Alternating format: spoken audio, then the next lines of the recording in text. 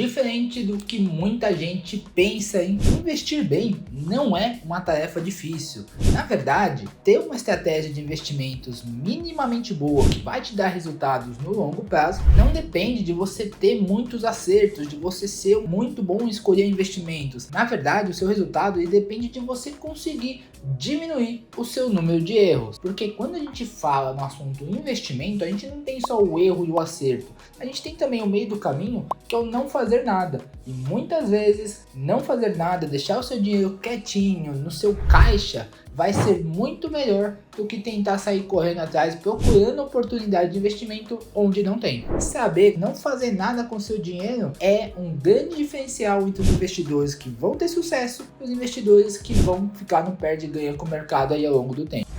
Nesse vídeo eu quero te passar 4 investimentos que, se você tiver eles na sua carteira, já vai estar fazendo um excelente trabalho e no caminho do sucesso com os seus investimentos. O último deles, inclusive, costuma ser meio deixado de lado ainda pelo investidor brasileiro, mas eu vou te passar algumas alternativas bem interessantes que vão facilitar a sua aplicação também. O primeiro investimento é aquele responsável por muitas alegrias, mas também por muita raiva, muita dor de cabeça entre os investidores, são as nossas queridas ações na bolsa de valores. Esse é um dos que mais gera confusão entre os investidores e onde eu honestamente vejo a maior parte dos erros de quem está começando agora. Primeiro de tudo, que comprar uma ação direta de qualquer empresa não deve ser o seu primeiro investimento. Inclusive, eu falo sobre como escolher o seu primeiro investimento nesse vídeo que eu vou deixar aqui em cima para você assistir. Eu digo isso porque você comprar ações diretas de empresas, escolher de fato qual empresa que você deve colocar o seu dinheiro, não é algo tão trivial assim. Porque você vai ter que primeiro entender, aprender a decidir o que é uma empresa boa, o que é uma empresa ruim, o que é também um bom momento de compra, ou o que é um bom momento para você ficar de fora do mercado de ações. E isso vai te exigir sim um certo tempo, uma certa dedicação,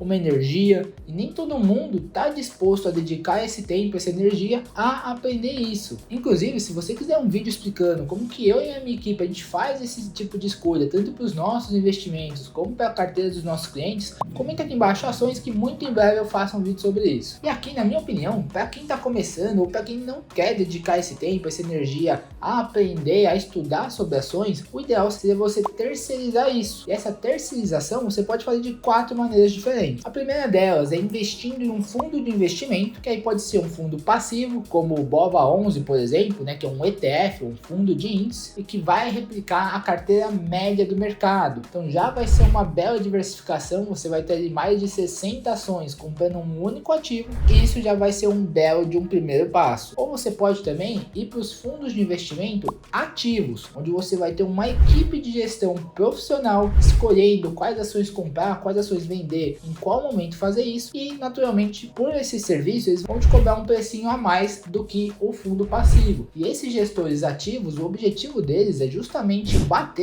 superar o BOVA11, que é a referência média do mercado. Uma terceira opção que você tem aqui para terceirizar essa escolha, essa análise das ações, é contratar uma casa de análise, que aí a gente tem algumas opções no mercado. Quando você faz isso, a ideia é que a pessoa, o grupo de analistas dessa casa de análise te digam quais ações comprar, quais ações vender, a que preço, e você simplesmente siga as recomendações deles. E a última opção, que é também a minha preferida, é você ter um advisor para te ajudar a desenhar não só a sua estratégia de ações, mas também a sua estratégia de investimentos como um todo. Um bom advisor, um elite advisor, que é o que a gente se propõe a ser, ele vai não só olhar para os seus investimentos, mas também para um planejamento financeiro, vai olhar para o seu orçamento, vai olhar para as outras áreas da sua vida que vão estar ali sempre lado a lado com os investimentos, para você de fato conseguir ter o sucesso financeiro que você está buscando. E caso você queira conhecer esse serviço, vou deixar o link aqui embaixo na descrição também para você entender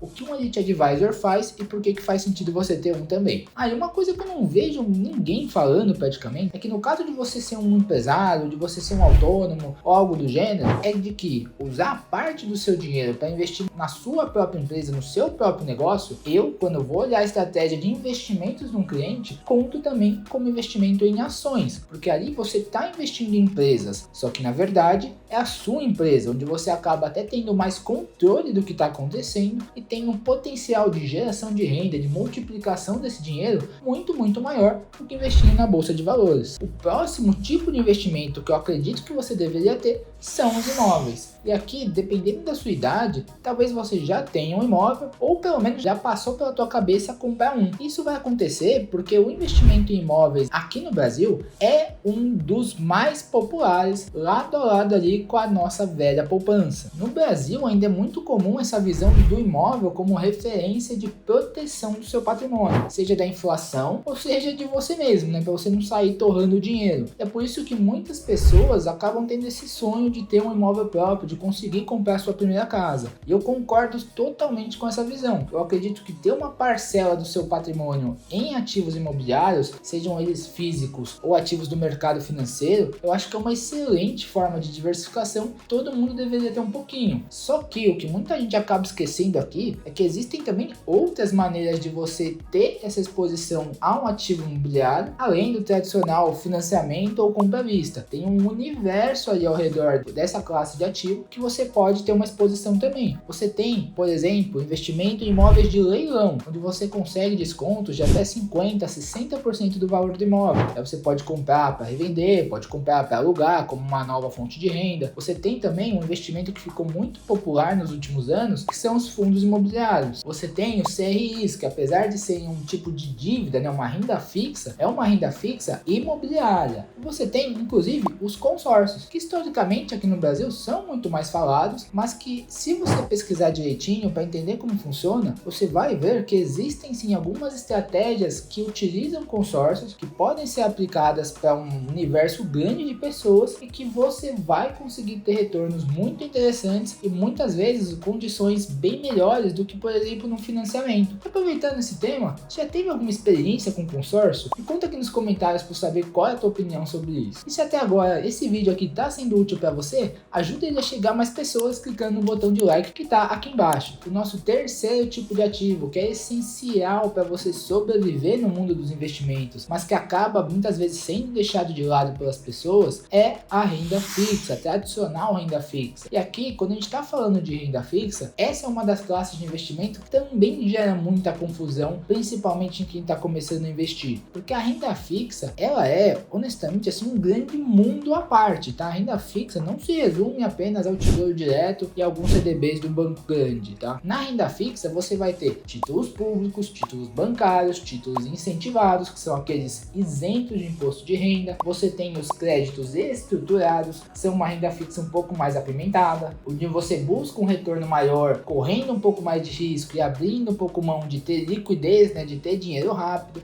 Você tem também diversos tipos de fundos de investimento de renda fixa, com as mais variadas estratégias, tá? Mas, pegando tudo isso, honestamente, aqui eu prefiro simplificar. Inclusive, esse é um dos pilares da minha metodologia de investimentos, que é a simplificação. Quanto mais você começa a complicar, maior é a chance de você fazer alguma coisa errada e acabar perdendo dinheiro, tá? E aqui, quando eu falo de renda fixa, o que eu gosto de fazer é usar o modelo da renda fixa tierizada, que é um modelo de investimento que o nosso time de Elite Advisors usa para esse tipo de investimento. E é nesse modelo que a gente vai fazer dividir a renda fixa em 3 subclasses: pós-fixada, pré-fixada e inflação. Dentro da subclasse, por exemplo, de pós-fixado, você vai ter o seu caixa em algum CDB de banco grande ou no próprio Tesouro Selic. Você vai ter também títulos bancários como CDBs, LCIs, LCAs, sempre buscando respeitar aqui a garantia do FGC de R$250 mil por CPF e por emissor. Ah, Gustavo, mas o que é esse FGC? Vou deixar aqui em cima também um link onde eu explico como funciona o FGC, o que ele é e como ele pode ser o seu excelente aliado no investimento em renda fixa, principalmente para quem busca uma carteira mais rentável, mas ainda assim quer manter uma grande segurança nessa parte de investimento.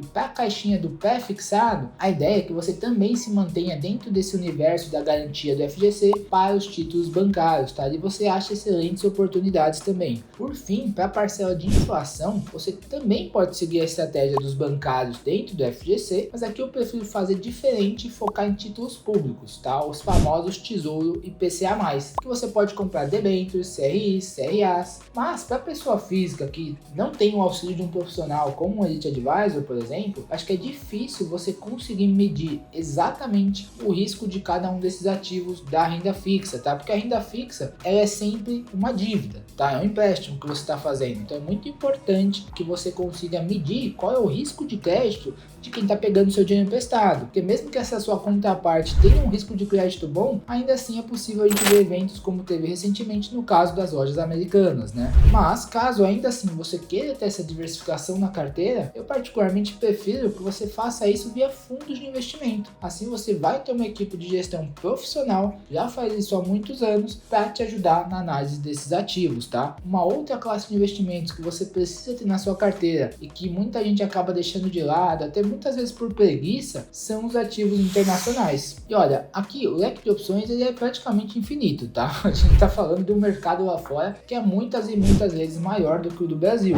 Mas o que eu te aconselho é ficar no arroz e feijão e quem sabe um temperinho a mais, sabe? Aquele molhinho de pimenta que a galera gosta de colocar na feijoada. Aqui no investimento internacional eu acho que cabe um pouquinho sim, dependendo do seu apetite a risco. E ficar no arroz e feijão quer dizer replicar exatamente esses três tipos de investimento que eu te falei, né? Ações, imóveis e renda fixa, que você tem aqui no Brasil, só que lá no cenário internacional, fazendo esse investimento de uma moeda forte, como o próprio dólar, por exemplo. Aqui só tem algumas adaptações que eu faria. Por exemplo, por caso das ações, no investimento internacional, eu prefiro fazer isso via ETFs, que são também conhecidos como os fundos de índice. O exemplo que a gente deu aqui do BOVA11. Lá fora a gente tem um mercado de ETFs extremamente diverso, extremamente grande, que dá para você ter uma carteira muito bem diversificada só investindo em ETFs, com um custo que tende a zero. Para renda fixa, lá fora, eu sou sim a favor de você comprar o que seria o equivalente às nossas debêntures, né, dívidas de empresas. São os tradicionais bonds americanos, que eles costumam ter taxas bem interessantes, porém só de empresas assim inquestionáveis, tá? Como Apple, Microsoft,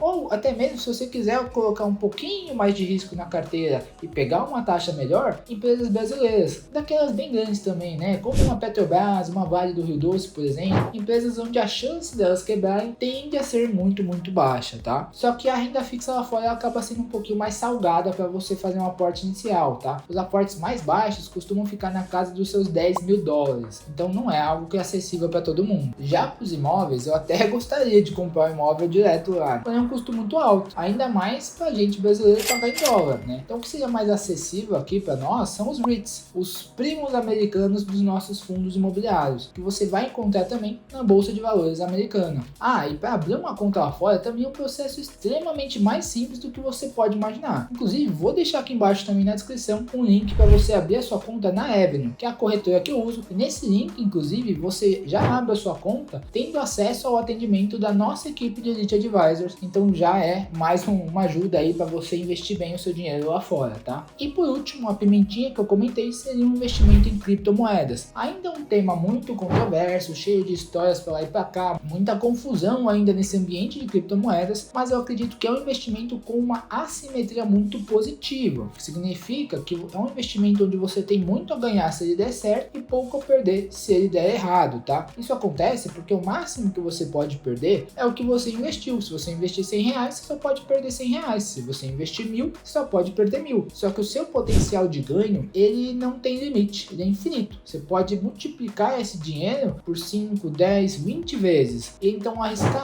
para ganhar 20 me parece um investimento bastante interessante, por isso que eu tenho assim um percentualzinho pequeno na minha carteira e recomendo para aqueles meus clientes que têm apetite a risco, porque é um negócio que balança bastante. E aqui o meu objetivo é surfar o mercado de cripto e não acertar qual vai ser a nova moeda que vai multiplicar por 1.000, 10.000 vezes. Então eu prefiro ficar nas maiores e mais sólidas, que são ali hoje o Bitcoin e o Ethereum. E assim a gente fecha esses 4 investimentos básicos que uma carteira de elite deve ter e que são, honestamente, bastante fáceis de você implementar. O seu maior trabalho aqui vai ser, de fato, decidir qual é a proporção do seu patrimônio que você vai colocar em cada um deles, respeitando, naturalmente, quais são os seus objetivos com esse dinheiro, qual é o seu perfil de risco, se você tem estômago ou não, quanto você precisa ter disponível em caixa, qual a sua rentabilidade alvo. Tudo isso, caso você tenha dificuldade em desenhar essa estratégia, você pode sempre contar com a ajuda de Elite Advisor nesse primeiro link que eu deixei aqui na descrição. E para quem já quer começar a entender, começar a fazer algumas contas de quanto dinheiro você precisa ter para atingir os seus objetivos, vou deixar esse vídeo aqui do lado, onde eu te mostro uma formulinha que me ajuda bastante quando eu quero fazer esse tipo de conta.